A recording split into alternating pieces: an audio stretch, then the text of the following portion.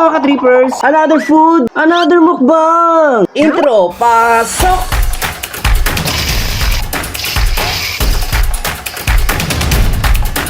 So yan guys, for today's ulam, nagluto si Mrs. ng... Ano ba to? Fish curry! Tara, let's eat! May patatas, carrots, tilapia! Siyempre, the best kumain ng nakakamay. Nagugas naman ako ng kamay, no?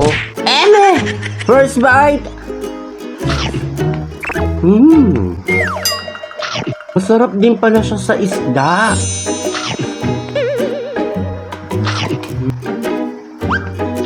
Medyo matabang ng konti. Pero okay na rin sa akin kasi bawal nga sa akin yung maalat.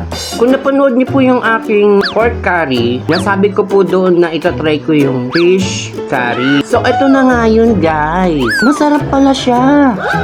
So, ayun na nga, guys. Naging curious ako sa lasa ng fish curry. So, ang ginamit ni Mrs. na isda ay yung tilapia. At may nakapagsabi rin sa akin na mas masarap daw yung tuna head. Sabi ni Ate Tere, siguro kahit ano namang isda, pwede. Sarap! Just follow me for more videos. Bye! Pak na pak! Ano kaya lasa ng beef curry?